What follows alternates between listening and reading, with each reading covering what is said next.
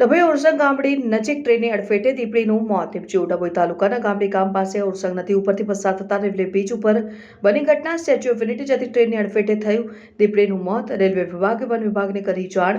One વિભાગે મૃત દીપડીનો કબજો મેળવી પશુ હોસ્પિટલ ખસેડી મૃત્યુ પામેલ દીપડીની 3.5 વર્ષની ઉંમર દીપડીના પોસ્ટમોર્ટમની કાર્યવાહી બાદ વન વિભાગ દ્વારા અગ્નિ સંસ્કાર કરવામાં આવ્યા। ડભોઈ તાલુકાના કરનાળી ગામડી વચ્ચે ઓરસંગ નદી પરથી પસાર થતા રેલવે બ્રિજ ઉપર સ્ટેચ્યુ ઓફ યુનિટી જતી રેલવે ટ્રેનની અડફેટે દીપડી આવી જતા આ વાતની રેલવે વિભાગને જાણ થતા તાત્કાલિક તેઓ દ્વારા વન વિભાગને જાણ કરતા વન વિભાગ દ્વારા તેનો કબજો મેળવી પશુ હોસ્પિટલ ખાતે દીપડીના પોસ્ટમોર્ટમ માટેની કાર્યવાહી બાદ વન વિભાગ દ્વારા તેનો અંતિમ અગ્નિ સંસ્કાર કરવામાં આવ્યો। જ્યારે કે જાણવા મળતી માહિતી મુજબ પણ વિભાગની બેદરકારીને કારણે આ બીજો બનાવ બન્યો હતો। અગાઉ પણ ગ્રામજનોએ પાંજરા મૂકવાની વાત કરી હતી, પણ વન વિભાગની બેદરકારીને કારણે બીજા દીપડાનું મોત। હજુ પણ ગામમાં કેટલાય દીપડા જોવા મળ્યા। જો વન વિભાગના અધિકારીઓ જાગે અને પાંજરા મૂકવામાં આવે તો મૂંગા પશુઓનું અકસ્માતે મોત ન થાય। સામાજિક વનીકરણ રેન્જ ડભોઈ આજ રોજ સવારે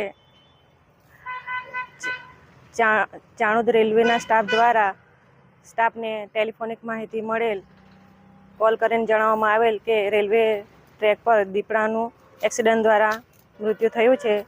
તો તાત્કાલિક સ્ટાફ અને નેચર સેવિંગ ફાઉન્ડેશનના વૈભવ પટેલ તથા તેમની ટીમ સ્ટાફ સાથે ત્યાં તાત્કાલિક સ્થળ પર પહોંચી અને નેચર હેલ્થ ફાઉન્ડેશન જીગાભાઈ ચાણોદ NGOના એમના ટીમ સાથે ત્યાં પહોંચી અમો સ્ટાફ સાથે વધુ તપાસ કરતા રેલવે ટ્રેક પર દીપડાનો મૃતદેહ અમને જોવા મળેલ અને વધુ તપાસ કરતા માદા દીપડી છે, 3.5 વર્ષની છે અને તેઓને અમે રેન્જ કચેરી લાવી તેમનું મોજમાપ કરી અને PM અર્થે પશુ દવાખાને લઈ ગયેલ બાદ PM કરી અમે અગ્નિદાહ આપેલ છે। અગાઉ આ બનાવ બનેલો છે તો રેલવે દ્વારા તેમાં આગળની કાર્યવાહી શું કરી? મૃત જણાયા